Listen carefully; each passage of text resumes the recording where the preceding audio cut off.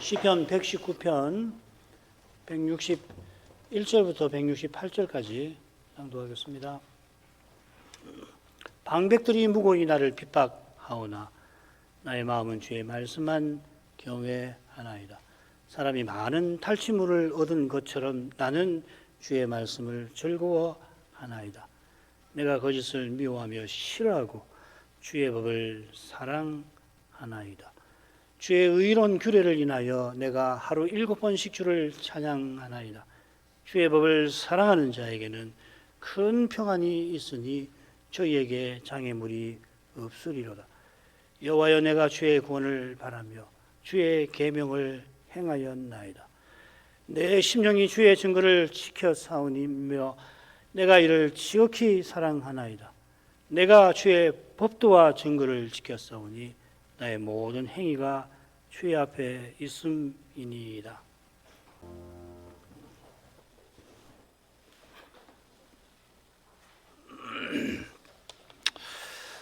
시편 119편의 시인은 오늘 살필 제21연에서 주의 말씀을 사랑한다는 것을 특별히 고백을 합니다. 이 사랑한다는 말, 아하브라는 말인데 119편에 12번 나오고 이 연에만 3번이나 나옵니다. 주목할 만한 통계지요.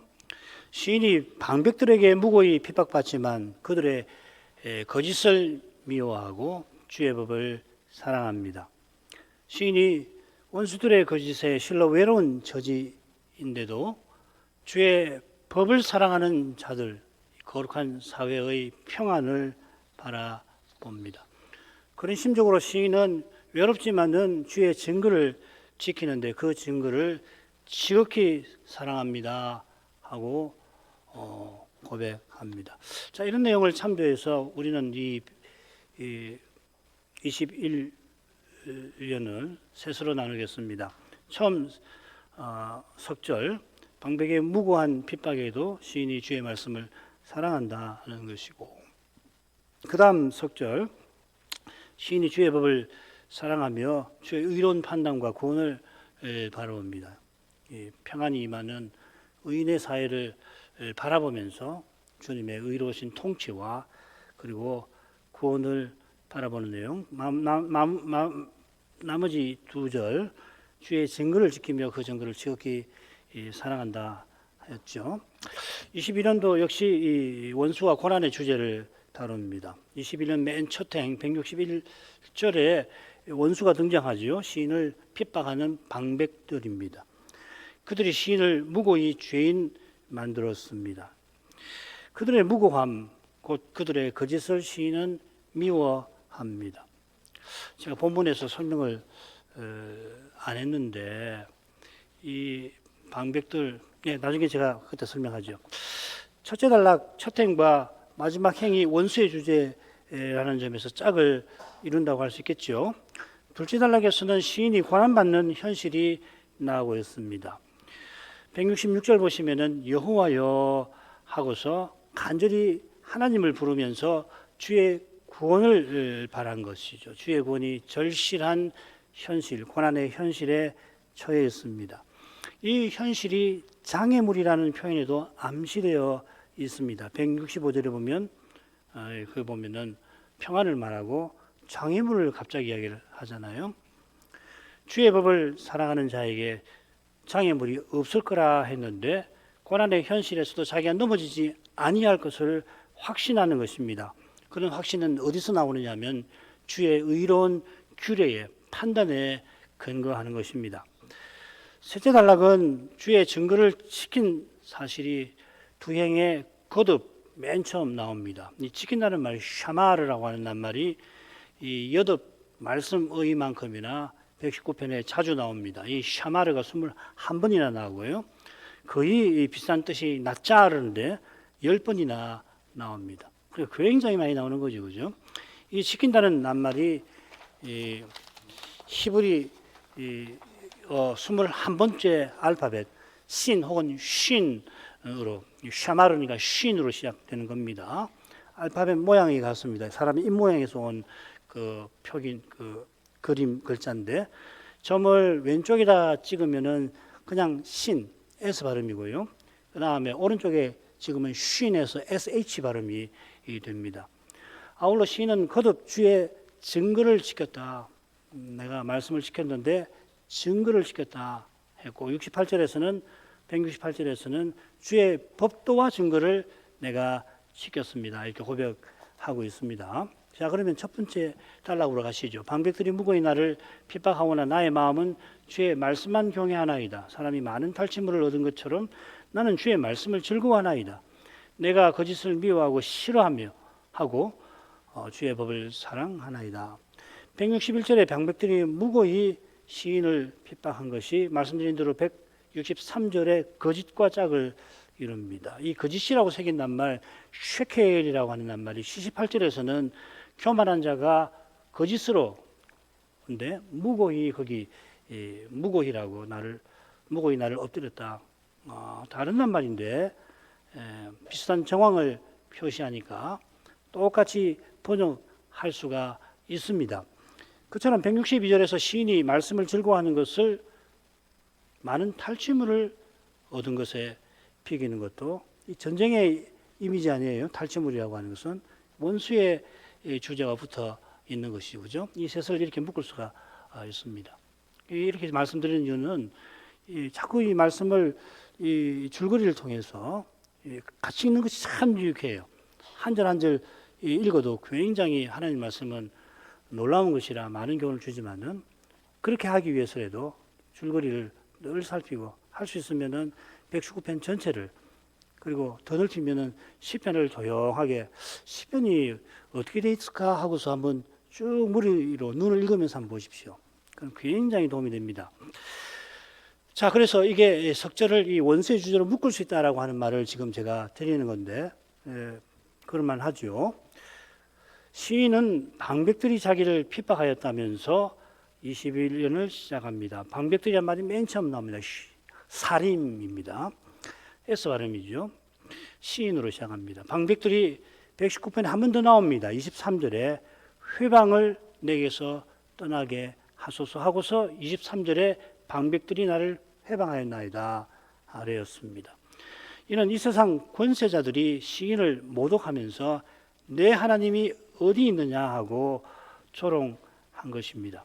시편 69편 9절, 로마서 15장 이런 들 보면은 시인 개인을 욕하는 것이 아니라 하나님을 모독하는 것이 시인으로서는 가장 모욕되는 거겠죠. 죽을 만큼 괴로운 거겠죠. 시인의 방백은 방백들에게 회방은 요건대 사탄적인 겁니다.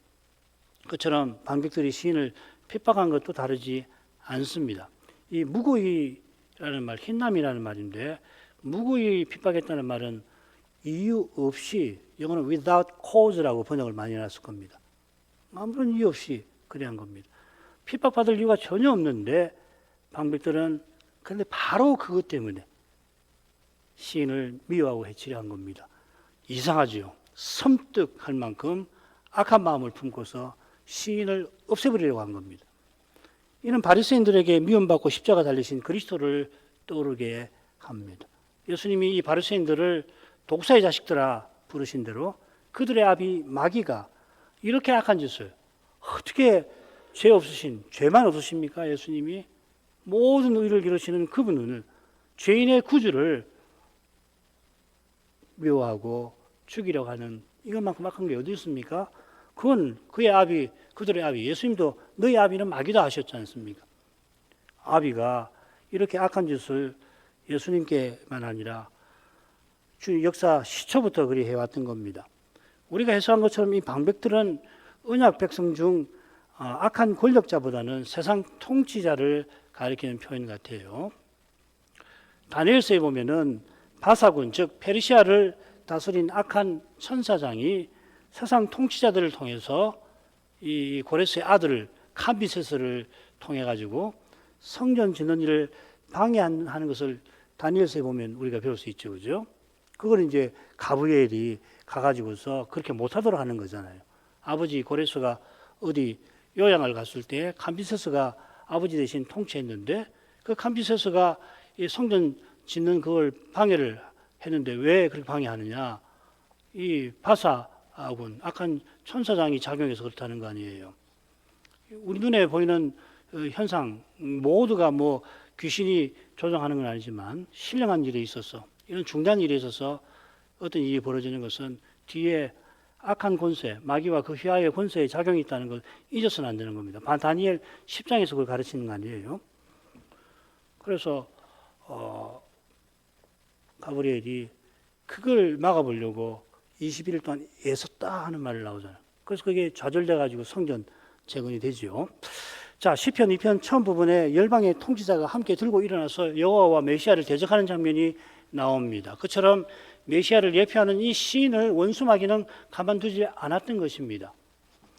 지금은 마귀가 십자가와 부활로 말미암아 결박되어 있지만은 그런 상태에서도 마귀는 온 힘과 꾀를 동원하여서 교회를 허물려고 혈안입니다. 이게 요한계시록 12장 마지막 부분의 교훈이지요.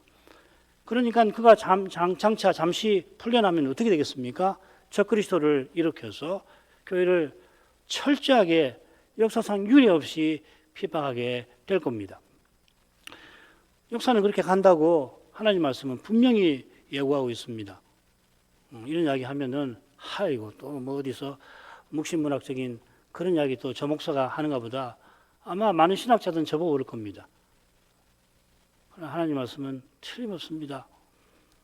하나님 말씀이 이루어지지 않을 것 같으면 바로 그때 이루어지는 거예요. 역사상 이런 말씀이 이처럼 모독당한 적은 없습니다. 목사로서 저는 이 말씀을 안 할 수가 없어서 기회가 되면 하는 겁니다.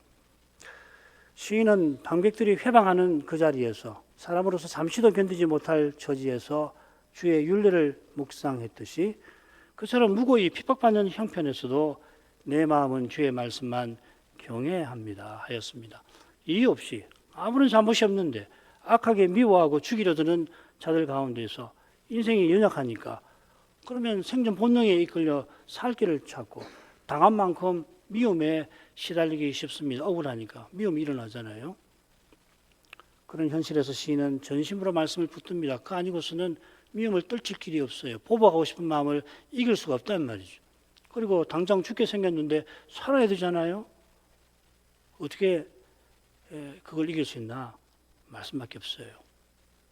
아무리 해보십시오. 말씀에 그렇게 살 길이 있나? 없습니다. 그래서 말씀이 중요한 거 아닙니까? 말씀을 경외한다고 새긴 이 낱말 파하드라는 말인데 이게 조금 그 뉘앙스가 강한 표현인데 어떤 거냐면 멸망의 두려움에 시달리는 상태를 대부분 가리키는 데 씁니다. 이외에도 더 있는데 제가 특별한 구절만 이렇게 표시해 놨습니다. 찾아보십시오. 이런 상태는 경외랑은 조금 다르지요. 우리가 흔히 아는 경외, 하나님을 두려워하지만은 존경하고 사랑하고 그래서 마땅히 하나님을 높이는 것이 경외인데 지금 말씀을 두려워한다 할 때는 그것과는 좀 다릅니다. 시인은 방백들이 이 악한 미움으로 자기를 죽게 합니다만 그들의 미움을 두려워하기보다는 뭐 두렵지요. 그러나 그보다 하나님 앞에서 두려워 떱니다. 주의 말씀을 두려워하는 이유가 자기도 똑같이 죄인인 사실과 붙어 있을 거고 핍박을 받으면서 이 믿음으로 행할 수 없는 사람으로 행하려고 하는 그런 것들을 보고서 아마 두려워한 것이 아닌가 생각이 돼요. 저는. 그러니까 이 시라서 굉장히 함축적이고 이 내용을 다 찾기가 어려운데 이 경외한다는 말 그 있거든요. 야라라고 하는 말인데 그걸 쓰지 않았어요. 그래서 이 말을 생각할 때는 시인이 그런 상태가 아니겠나.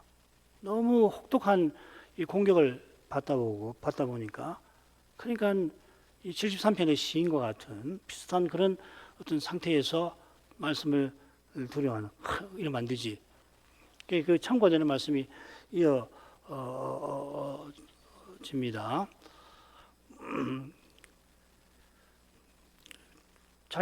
자기를 핍박하는 방백들에게 내릴 두려운 심판 때문인 것도 같아요. 164절과도 관계되고 주님께서 몸은 죽여도 영혼은 능히 죽이지 못하는 사람들을 두려워하지 말고 몸과 영혼을 능히 지옥에 멸하시는 하나님을 두려워하라. 사도들을 파송하시면서 그 이야기 하셨죠. 핍박을 받을 때에 두렵지만은 그러나 하나님을 부인하고 맡은 소임을 저버리고 하나님을 부정하면 그 하나님은 어떤 분이신가, 몸만 아니라 영혼도 능히 지옥에서 멸하시는 그런 분이 아니신가를 생각하고 두려워하고 사람을 두려워하지 말아라 이 말이죠. 이런 명확한 이유로 시인이 하나님을 참으로 두려워한 까닭에 이유 없이 자기를 죽이려 하는 사람을 헛되이 두려워하지 아니하게 되었을 것입니다. 하나님을 두려워하는데 말씀을 두려워했다 표현합니다. 시인이 말씀을 어떻게 대하는지 하나님을 대하듯이 대했다는 것을 잘 보이죠. 정말 그렇습니다. 성경은 보십시오. 말씀과 하나님을 얼마나 동일시하는지 큰 조금만 신약 성경을 살펴보면 금방 확인이 됩니다. 아마 번역이 되어 있을 텐데 월필드라고 하는 아주 유명한 개혁 신학자가 있는데요. 그분이 여기에 대한 아주 긴 논문을 썼습니다. 성경의 영감에 관한 책자가 번역이 된 걸로 기억되는데 거기 논문이 아주 긴 논문이 있는데 그거 보면 깜짝 놀라실 겁니다. 성경은 말씀과 하나님을 거의 동일시합니다. 말씀을 두려워하던 시인이 이제 말씀을 즐거워합니다. 이런 데서 여호와를 떨며 즐거워하는 시인의 신앙적 태도를 엿볼 수가 있죠. 시편에 즐거워한다는 이 낱말이 8번 나오는데 시편 119편을 제외한 6용례를 다 보면 다는 아니지만 거의 대부분 보면 모두 하나님 앞에서 여호와를 인하여 즐거워하는 모습을 보여줍니다. 하나님을 친합하는 이는 하나님이 비웃으시겠지만 하나님을 함부로 대하는 거죠, 그죠? 친합한다는 것은 권위 있는 높으신 분을 함부로 가까이 하되 함부로 대하는 것을 친합이라고 하잖아요. 하나님 비웃으시지만은 하나님 앞에 겸손히 뜨는 자는 가까이하며 기뻐하십니다. 하나님이 기뻐하시니 인생이 참된 즐거움을 누릴 수 있는 거죠. 그처럼 말씀을 가볍게 여기는 이는 시인이 누리는 즐거움을 결코 맛보지 못할 것입니다. 말씀을 들을 때 자기의 성경 지식을 확인하며 좋아하는 이 이게 왕왕 있는 즐거움 아니에요? 강서를 들을 때 내가 안다 이 말이죠. 내가 알고 있지. 공부하는 사람들은 그런 거 많이 느끼잖아요. 학문하는 사람들 보면 책 보고서 그렇지 나도 이거 아는 거야. 그렇지 이 사람 말 잘하는구만. 그렇지 이런 건 말이에요. 그런 사람은 말씀의 거룩한 빛을 보지 못한 사람입니다. 오히려 더 겸손해지는 거고 역시 말씀은 새롭구나. 내가 전에도 깨달았지만 오늘 들으니까 그렇구나. 내가 이 말씀을 여전히 깨닫는 것이 부족하구나. 그렇게 생각해야지. 아이고 내 다 아는 이야기다. 내 젊었을 때 책을 읽어가지고서 아는 이야기 그렇지 고개 끄덕끄덕하면서 그러고서는 그 말씀이 자기 마음이나 자기 삶을 비추지 않는다면 시인이 맛보는 즐거움은 맛볼 수 없죠. 오히려 거룩한 빛에 얼마나 자기가 죄인인가를 세리처럼 깨닫는 이가 주의 사랑의 영광을 보고서 전에도 그랬고 오늘도 나 같은 죄인을 하나님이 얼마나 사랑하셨나 자기 아들 아끼지 않고 내어주셨구나 또 깨닫고 즐거워하는 거란 말이죠. 시인이 말씀을 즐거워하는데 사람이 많은 탈취물을 얻은 것처럼 기뻐한다 하였습니다. 이 즐거워한다는 낱말이 119편에 한 번 더 나오는데 거기도 용케 모든 재물을 즐거워한다 하면서 주의 도를 즐거워한다 했습니다. 모든 재물을. 여기 재물은 오늘 낭독한 시편에도 112편에도 나오죠. 언약의 복으로 주신 겁니다. 모든 재물을 즐거워하듯이 즐거워할 수 있는 거죠. 그처럼 시인이 말하는 탈취물은 거룩한 전쟁에 승리하여 얻은 것이었습니다. 당장에는 시인이 전쟁에서 크게 져서 포로가 되어가지고 세상 권력자 앞에서 모진 고난을 시련을 겪고 있습니다. 이스라엘이 여호와의 언약을 배반하니 시인도 비참하게 내몰린 겁니다. 게다가 시인이 자기 목숨보다 귀하고 귀하신 그 여호와의 이름이 회방당하시는 그 처지에 비참하기 그지없습니다. 그런데 말씀을 두려워한 시인은 그 말씀에서 비치는 주의 거룩한 영광을 배우고서 자기가 마치 위대한 승리에 참여한 것 마냥 느끼는 거예요. 여호와께서 해방당하시고 그의 종이 무고히 핍박받는 그 현실이 말씀과 심히 어긋나 보입니다마는 그 말씀이 그 현장에서도 신비하게 이루어져 가는 것을 시인이 깨달았던 것 같습니다. 이사야 선지자가 나라가 멸망으로 향하여 치닫던 그때에 전능하신 하나님이 세상에 오셔서 다윗의 위에 영원히 오르실 것을 예언했죠. 자기 백성은 심판을 절대 피하지 못합니다마는 그러나 그 심판에도 실은 그 심판을 통하여서 여호와께서 친히 언약을 이루실 것입니다. 시인이 포로기를 살아갔다면 포로에서 돌아오게 하신다는 이 이사야의 예언이 이미 자기 눈앞에 이루어진 것을 보았을 것입니다. 물론 포로에서 돌아왔지만은 다윗의 위가 견고히 서 있는 것이 아니라 시인이 교만한 자들의 꾀와 권력에 목숨을 잃을 판입니다마는 그래서 이 시편 119편에서 몇 번이고 소송케 해달라고 간절히 구합니다마는 그런 중에서 말씀의 거룩한 빛을 보게 하실 때에는 한 아기가 우리에게 태어났다고 메시아가 이미 오신 것 마냥 이사야가 선포했던 것처럼 시인도 거룩한 승리의 전쟁의 승리에 참여한 사람처럼 기뻐할 수 있는 것이에요. 이런 기쁨을 우리는 추구하는 겁니다. 기독교는 심각해서 눈물 짓고 우울해한 종교 아닙니다. 신비한 기쁨의 종교예요. 이 신비한 기쁨을 맛보려면 고난을 반드시 받아야 하는 것이죠. 물어야 합니다. 억울해야 합니다. 억울해서 견디지 못할 정도로 되지 않고서 그 고난이라고 말할 수 있겠어요? 아무 이유 없이 미움을 받고 아무 잘못 없는데 거짓말장이로 내몰리고 그런데 그렇게 하지 않으면은 이 기쁨 맛보지 못하는 겁니다. 당장이 괴롭지요. 지금 그런 걸 이 시에서 읽어낼 수가 있는 겁니다. 사도가 마치 포로가 되어서 개선식 말비에 끌려가는 신세지만 그런 자기를 통해서 그리스도의 냄새를 나타내시는 하나님께 감사했지요. 고린도서 2장 14절 읽겠습니다. 항상 우리를 그리스도 안에서 이기게 하시고 이 번역을 바꿔야 합니다. 사실은 우리로 말미암아 각처에서 그리스도를 아는 냄새를 나타내시는 하나님께 감사하노라. 이기게 하시는 게 아니라 포로같이 끌려 이끄시면서 그런 우리로 말미암아 각처에서 그리스도 아는 냄새를, 이거는 개선 장군을 위해서 향을 피우는 그 냄새를 관련되는 거거든요. 당장에는 사도가 권징하는 일로 고린도 교회에게 무시와 멸시를 받고 비참하게 에베소로 돌아와서 눈물을 흘리며 편지를 써서 보내고 이 고린도 교회가 회개할까 노심초사합니다마는 그러나 자기가 전한 말씀이 결코 땅에 떨어지지 아니할 것을 확신하는 것이에요. 이런 확신이 말씀을 향하던 시인의 마음에서 일어났던 것입니다. 시인은 거짓을 미워하고 싫어합니다. 이 거짓은 시편 19편에서 교만한 자들이 자기를 중재인 만들고 주를 경외하는 자들이 자기를 멀리하게 만든 꾀로 등장합니다.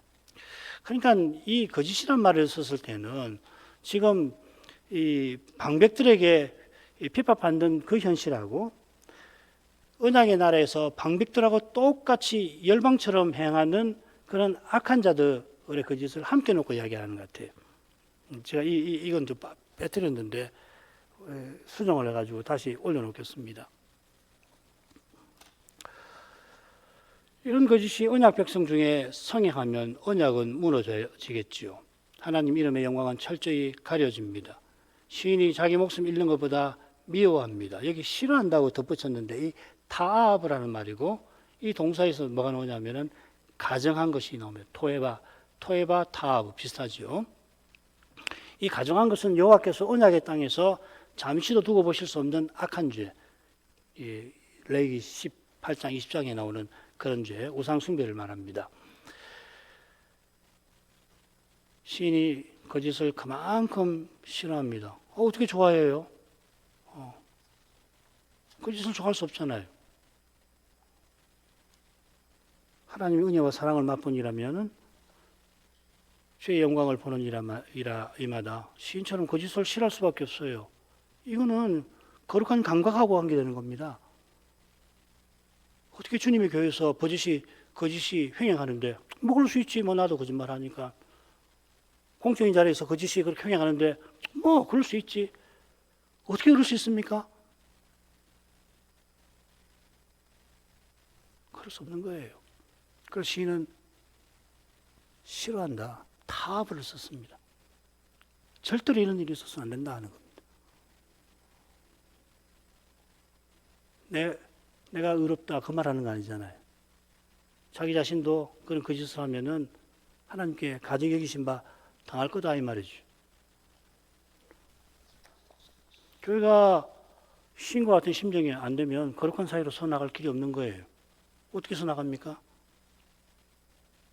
그럴 수 없는 거예요. 이런 심정에 비추어서 주의 법을 사랑하나이다 하는 시인의 고백을 살펴야 할 것입니다. 말씀이 아니면 시인은 눈앞에 두려운 현실을 견디지 못합니다. 말씀에 빛이 있어 그런 현실에서도 여호와의 승리를 확신하며 이깁니다. 연약한 시인에게는 그러나 주의 말씀 외에는 없습니다. 말씀이 가리키는 메시아 외에는 없습니다. 이게 고난입니다. 그러나 그 말씀이 그 현실에서도 내 발에 등불이고 내 길에 비친 것입니다. 시편 19편의 시인은 자기의 숨은 죄에 드러나게 해서 큰 죄에 떨어지지 않게 하는, 자기의 이를 죽이려고 하는 교만한 자처럼 거짓에 떨어지지 않게 하는 말씀을 정금보다 사모한다 했습니다. 마찬가지로 119편의 시인도 주의 구원을 바라며 주의 법을 사랑하는 겁니다. 목숨 끊어지는 데서 건지는 구원만 아니고 자기도 그런 거짓에 떨어지지 않고 반대로 하나님 말씀대로 살아가는 그거가 구원이겠죠. 자, 두 번째로 가지요. 주의 의로운 규례를 인하여 내가 7번씩 주를 찬양하나이다. 주의 법을 사랑하는 자에게는 큰 평안이 있으니 저희에게 장애물이 없으리로다. 여호와여, 내가 주의 구원을 바라며 주의 계명을 행하였나이다. 시인이 주의 법을 사랑하는 이유가 164절에 나오고 있습니다. 주의 의로운 규례를 인하여. 주의 의의 규례를 풀어가지고서 의로운 규례라고 새겼습니다. 119편에 주의 의가 6번 나오는데 5번이나 주의 의의 규례로 나옵니다. 한 번은 약속의 말씀에 붙어서 나옵니다. 160절에서 시인이 원수의 공격과 그로 말미암은 죽음의 고난에서 나를 소송케 하소서 구하면서 주의 의로운 규례를 고백하였지요. 비슷합니다. 166절에서 주의 구원을 바란다고 했는데 이 둘째 단락 처음에 역시 주의 의로운 규례를 인하여 찬송한다 했습니다. 이게 붙어 있는 겁니다. 원수의 공격 중에서도 찬송하는 것은 주께서 친히 언약을 이루어서 거룩한 심판을 판단을 내려주실 것을 깨달은 거죠. 확신하는 것이겠죠. 7번씩 주를 찬송한다 아래입니다. 이 찬양한다는 낱말이 119편에 한 번 더 비슷한 문맥에 이렇게 나옵니다. 내 혼을 살게 하소서. 그리하시면 주를 찬송하리이다. 주의 규례가 나를 돕게 하소서. 똑같이 규례와 찬송이 나오고요. 이 찬송이라는 말이 여기만 나옵니다. 그리고 시인의 소송과 붙어 있죠. 그러니까 이런 구절을 비교해서 여기서 찬양한다는 말은 이런 상황이겠구나 짐작할 수 있는 거죠.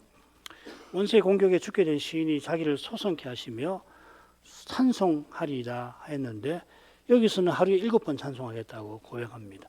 여전히 고난 중에 있습니다만 주께서 틀림없이 자기 생명보다 귀하게 여기는 언약을 이루어 주실 것을 확신한 겁니다. 7번 찬송하는 것은 종일 말씀을 묵상하는 것과 붙어 있습니다. 하루 7번이라는 말하고 이 종일 시편 119편에 이 하루 종일이라고 하는 하루 7번이란 말은 하루 종일이란 말 아니겠어요? 여기 두 군데 나옵니다. 날짜가 하루 종일이라는 개념이 이 두 군데에 이렇게 나온다는 말입니다. 그러니까 하루 7번 찬송하려면 종일 말씀을 묵상해야 가능한 거죠. 말씀의 빛 가운데 있으면 주의 거룩한 영광을 뵙고 영광을 보는 이만이 찬송을 할 수 있는 겁니다. 이런 내용에 비추어 이어지는 말씀을 살펴보십시다. 주의 법을 사랑하는 자에게는 큰 평안이 있으니 이 평안이란 말이 샬롬인데 이 21번째 알파벳으로 시작되는 가장 유명한 히브리어 낱말 중 하나죠. 의외로 119편에서는 여기 딱 한 번 나옵니다. 성경의 평안은 그저 마음의 평안함이나 형편의 형통함보다 목표를 향하여 견고히 나아감을 뜻한다. 우리들은 이미 잘 알고 있습니다. 주의 법을 사랑하는 이는 말씀에서 주의 영광을 뵙고 메시아 보내실 저 복된 날을 향하여 나아갑니다. 이거 없으면 평안 아닌 거죠. 눈앞의 현실은 그 길이 험난합니다. 그 험난함은 단연 현실이 말씀과 심히 어긋나 보이는 데 있는 겁니다. 그러니까 달리 말하면 말씀이 이루어지지, 약속이 이루어지지 않을 것처럼 보인다 이 말이죠. 그러나 주께서는 현실이 그렇게 보이는 이유가 말씀이 이루어지는 실정이라고 시인에게, 우리에게 거듭 깨우쳐 주시는 겁니다. 사도는 하나님을 사랑하는 자에게는 모든 것이 합력하여 선을 이룬다고도 했죠. 당장에는 눈앞에 벌어지는 일들을 보게 될 때 말씀이 이루어지지 않을 것 같습니다. 장애물 같습니다. 이 장애물이라는 말, 믹쇼울이라는 말은 이 포로에서 돌아갈 때 그 돌아가는 포로를 넘어지게 하는, 거치게 하는 것으로 등장합니다. 내 백성이 이 길에서 거치게 하는 것을 제하여 버리라. 포로에서 돌아오게 할 때에 넘어지지 않게 해주시겠다는 할 때 나오는 말입니다. 시인은 포로에서 돌아올 때 여호와께서 사람에게 넘지 못할 방해물을 제하여 주신 것을 이미 경험하였습니다. 이런 여호와께서 선지자를 통해서 예언하신 대로 이루신 겁니다. 그때 시인이 평안을 맛보았는데 이제도 그런 평안을 확신하는 것입니다. 그런 확신이 큰 평안이라는 표현에도 묻어납니다. 사도는 모든 지각에 뛰어난 하나님의 평안을 약속을 합니다. 이게 빌립보 4장 7절인데요. 그 바로 앞에 나온 권면하고 이 약속은 붙어 있습니다. 아무것도 염려하지 말고 오직 모든 일에 기도와 간구로 너희 구할 것을 감사함으로 하나님께 아뢰라 하고서 모든 지각에 넘치는 하나님 평강이 너희와 함께하리라 약속했죠. 사도가 날마다 모든 교회를 위한 염려에 영혼이 짓눌립니다마는 권면대로 모든 염려를 주께 맡기고 구할 것을 감사하며 구하였던 것입니다. 이 말씀이 있으니까 가능한 거죠, 그죠? 구할 것을 말씀에 찾고 구할 것을 주시면 감사한 거예요, 이미. 구할 것을 주셨구나. 기도할 수 있게 하셨구나. 기도할 수 있게 하셨으면 기도를 들으신다. 들으시면 반드시 이루어주신다는 그런 확신이 있으니까 당장에는 그 기도한 대로 즉각 이루어지는 거 아니지 않습니까? 고린도 교회만 예를 들어보면 사도가 얼마나 기도했겠어요. 그 당장 회개하지 않단 말이죠. 디도 보내가지고서 사도가 얼마나 마음을 졸이면서 디도 만나기를 그렇게 구합니까? 그런데 동시에 이 말씀의 빛이 있어 기도할 때마다 이런 평안을 맛보게 하시는 거거든요. 이게 신비인 겁니다. 이런 평안을 우리가 구하면 얻는 거고, 그런 거 말고 아무 병 걸리지 않고 성가신 일도 없고 돈도 적절하게 벌고 그런 평안을 성경에서 평강이라고 하잖아요.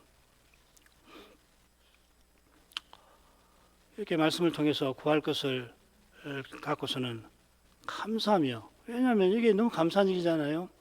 그럴 때에 생각하지 못하는 사람으로서 생각하지 못하는, 전에도 경험했지만은 다시 경험했을 때 세상에 이런 평안이 있을까 하는 평안이 사도의 마음을 채웠을 겁니다. 그런 평안이 있어 눈앞에 온갖 교회 문제들을 다룰 힘과 용기를 얻었겠지요. 말씀을 사모하는 이 얘기는 아랠 말씀이 있게 하시는 겁니다. 구할 것을 알게 하시고 구할 그것을 아뢰게 하시고는 평강이 하나님 안에서 원수의 공격과 고난의 현실을 대면하게 하시는 것입니다. 시인도 이런 확신을 품고서 주의 구원을 바랐습니다.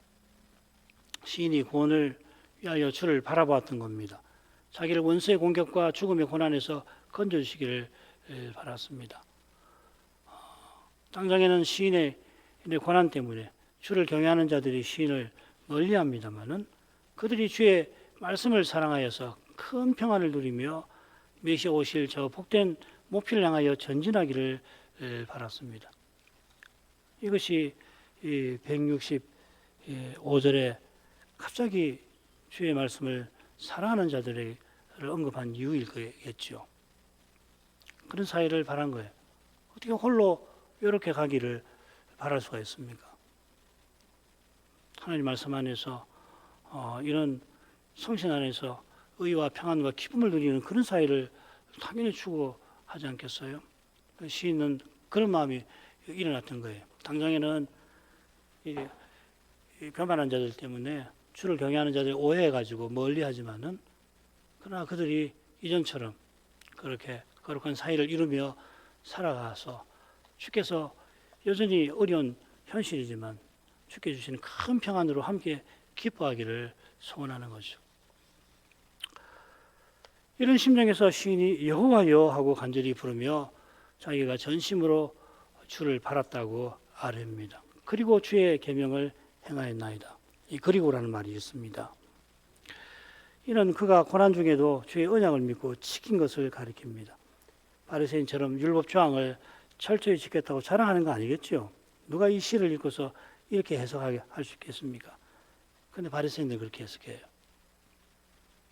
주의 은혜로 언약의 길을 걸었던 것을 아뢰고 그 길을 끝까지 걷게 해달라 구하는 거겠죠. 마지막으로 가죠. 내 심령이 주의 증거를 지켜 싸우며 내가 이를 지극히 사랑하나이다. 내가 주의 법도와 증거를 지켜 싸우니 나의 모든 행위가 주의 앞에 있음이니이다. 말씀드린 대로 똑같이 지켰나이다 하고 시작되고 똑같이 주의 증거를 지켰다고 이어 말합니다. 167절에는 내 심정이 지켰다고 하고 168절에는 내가 지켰다고 합니다. 결국 같은 뜻이긴 하겠죠. 그런데 왜 내 심령이라고 했나? 아마도 시인이 목숨을 걸고 생명을 쏟아서 지킨 것을 표현하는 것일 겁니다. 그래서 이 신명기와 마태복음을 서로 비교해 보면 이 영혼, 심령이라는 말, 영혼이라고 하는 네페시고 그 헬라어로 번역하면은 푸시케가 되는데 신명기에서는 성품이라고 번역했고 마태복음에서는 목숨이라고 번역합니다. 흔히 이 말이 목숨이 왔다 갔다 한다 할 때 쓰는 표현이거든요. 그래서 왜 내 심령, 내 영혼으로 지켰다고 하는가? 목숨을 다해서 지켰다는 이야기입니다. 생명을 잃어가는 그 현실에서 지켰다는 그런 뉘앙스가 있는 겁니다. 주의 증거는 언약으로서 말씀을 가리키지요. 목숨을 다해서 언약을 붙들고 받들었다는 뜻입니다. 이는 시인이 이를 지극히 사랑하는 심정과 딱 붙어 있습니다. 이라는 것은 주의 증거를 가리킵니다. 앞서는 사랑한다 고백했는데 여기서는 지극히 사랑한다고 고백합니다. 목숨을 다하여 증거를 지키는 것은 그 증거를 자기 목숨보다 귀히 여기는 것입니다. 그래서 지극히 사랑한다 했겠죠. 우리 주님께서 내 제자가 되려면 자기 목숨까지 미워해야 한다 하셨는데 주의 말씀을 지극히 사랑하는 이가 그리하는 겁니다. 베드로가 주를 위하여 목숨 버리겠다 장담했지만 주님을 버리고 3번이나 부인한 이유가 결국 말씀을 겸손히 듣지 아니하는데 말씀을 사랑하지 아니하는데 있는 겁니다. 어느 시대든지 주의 교회로 존재하고 교회답게 서나가려면은 개혁자들처럼 오직 성경 이 고백이 절실합니다. 우리 시대는 더더욱 절실합니다. 종교개혁 시대가 로마 가톨릭 교회의 핍박이 지독한 시대죠. 그 시대 역사 읽어보면 세상에 이렇게 나쁜 사람이 있을까? 이렇게 사람을 잔인하게 죽일 수 있나? 아니, 자국어 성경을 소지했다고 사람을 죽이다니요. 교리의 이름으로.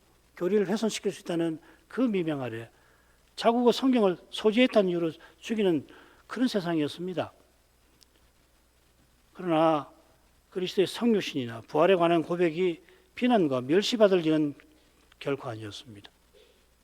그 당시 예수님이 참으로 부활했다고 고백한다고 해서 로마 가톨릭이 핍박을 합니까? 아이고 맞는 말이다. 삼위일체를 부인하면 잡아다 주겠지요.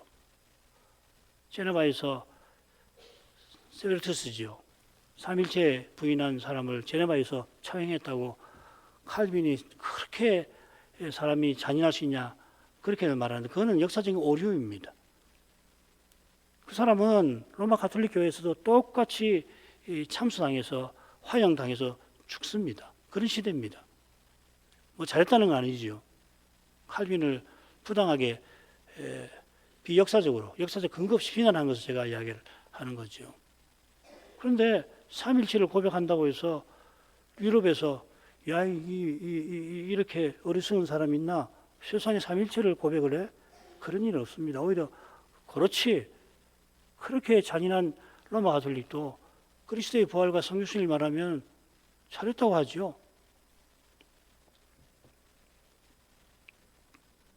그처럼 육신적 태도로 사람의 힘과 꾀를 쫓아 행하는 태도가 이처럼 교회를 범람한 적은 없습니다. 그래서 배도의 시대라고 부르는 겁니다.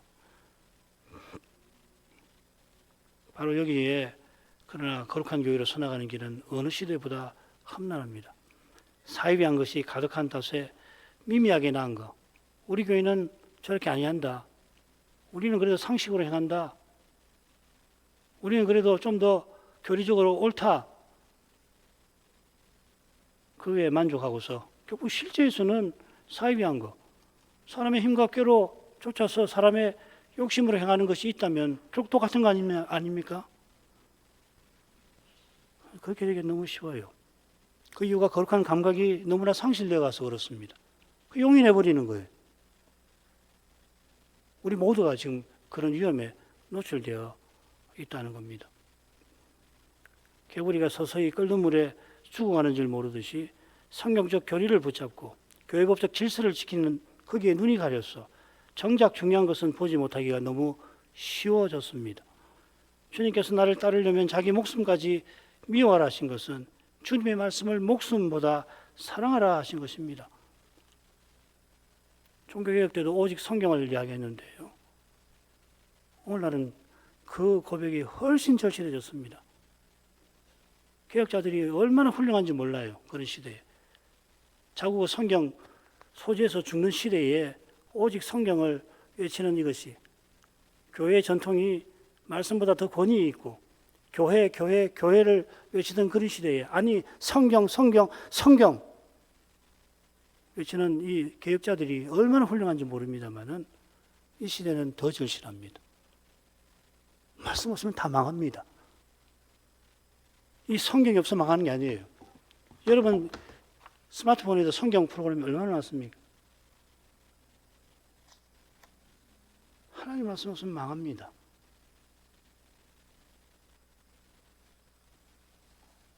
뭐가 중요한지 절대 놓쳐서는 안 됩니다. 무엇을 추구해야 할 것인가?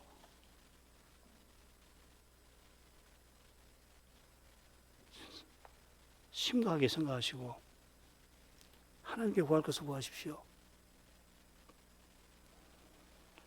시인이 마지막 행에서는 주의 법도와 증거를 지킨다고 했는데 여러 번 말씀드리지만은 이 법도 지킨다는 말은 뭐 내가 하나님 말씀을 열심히 지켰다는 말 아니고 그런 정도가 아니고 하나님의 돌보심을 간절히 붙드는 태도를 가리킵니다.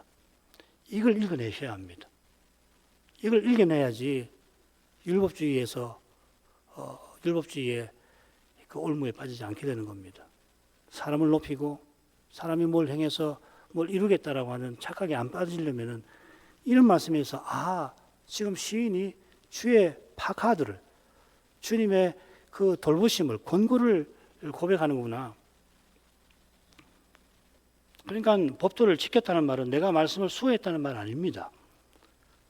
주께서 연약한 인생을 돌보시고 언약을 친히 이루신다는 거, 이게 개혁파 구원론의 핵심이에요. 이 고백이 위대한 수동입니다. 구원은 받는 것이에요. 성취하는 것 아닙니다.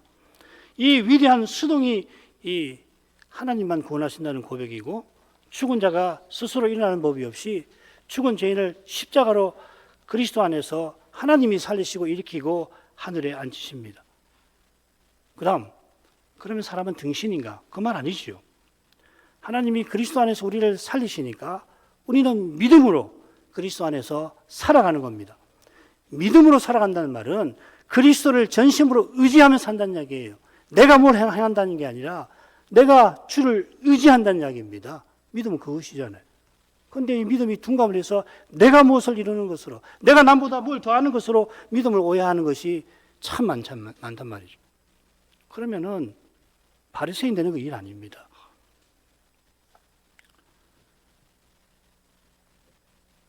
한시도 어떤 일에서도 주님 없이 살지 아니하는 거 아닙니까? 믿음은 오히려 적극적으로 성신으로 내 안에 사시는 그 주님이 믿는 나를 통해서 나의 믿음을 통해서 그 주님이 나를 통해서 자기를 드러내시는 것, 이게 거룩한 삶이죠. 신비죠. 내가 행하지만은 내가 행하는 것이 아니죠. 은혜죠. 이게 우리 교회에서, 우리 교회만 아니라 역사적 교회가 계속해서 가르치는 말씀입니다. 그런데 이걸요, 오해하기가 얼마나 쉬운지 몰라요. 자기 부인이 안 되면 한순간 오해하는 거예요. 자기 지식을 자랑하고 자기 열심을 자랑하고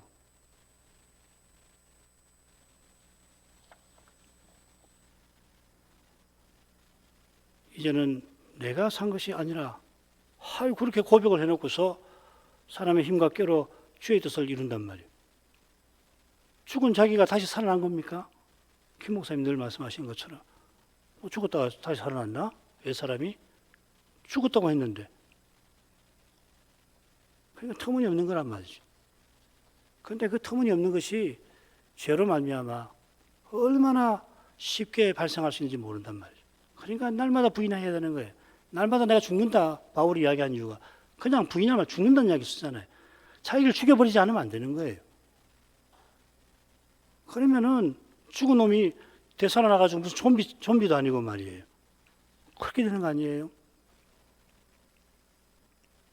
이게 김홍준 목사나 최낙지 목사가 우리에게 가르친 많은 교훈 중에 중요한 한 가지입니다. 이걸 깨닫지 못하면은 이걸 아직도 깨닫지 못하는 분이 계신다면은 헛배우신 겁니다. 신비죠. 맛보는 겁니다. 우리가 시인처럼 나의 모든 행위가 주의 앞에 있나이다 해야 할 것입니다. 시인이 주의 법도와 증거를 지킨 비결도 여기 있습니다. 있음이니이다. 있기 때문입니다. 행위라고 새겼는데 흔히 길을 말합니다. 시인의 모든 길이 주의 앞에 있다라고 하는 것은 그가 주의 앞에서 행했다는 이야기죠. 이게 보는 것으로 행치 않고 믿음으로 행하는 것과 사실상 같습니다. 하나님을 자기 앞에 모셔놓고 그분의 종답게 주께서 보이신 그 길로 행하는 겁니다. 그래야만 눈앞의 현실이 말씀과 심히 어긋나 보이는 현실에서 말씀대로 살아서 억울한 일을 겪고 심지어 명예, 목숨마저도 잃고 살 길이 막막해지는 그런 처지에 놓일지라도 다시 오시는 그리스도를 바라보며 그리스도와 함께 그 현실에서 고난받을 수가 있겠습니다. 기도하겠습니다. 자비하신 아버지, 구약의 시인이 원수들의 공격과 죽음의 고난에서 주의 말씀을 지극히 사랑하였던 것을 고백하였습니다. 시인의 사랑이 실로 놀라웠습니다. 사람에게서는 이런 사랑이 나올 수 없음을 고백합니다. 그가 고난을 견디는 것이 주의 은혜에 있습니다. 고난을 겪는 것 자체가 주님의 신비에 있는 것을 고합니다. 이 신비를 보지 못한다면 우리 인생은 오리무중이 되고 말 것입니다. 잘해야 해 아래 새 것이 없구나, 모든 것이 헛되고 헛되다, 전도자의 말을 따라서 그만큼 말하는 데서 그치고 말고 해 저너머에서 오는 그 새로운 빛을 보지 못하게 될 것입니다. 그러나 거기서 그치고 말 수 있는 것이 아님을 이 두려운 시대에 모를 수 없게 하십니다. 말씀의 빛과 믿음의 눈을 간절히 구합니다. 예수님 이름으로 기도합니다. 아멘.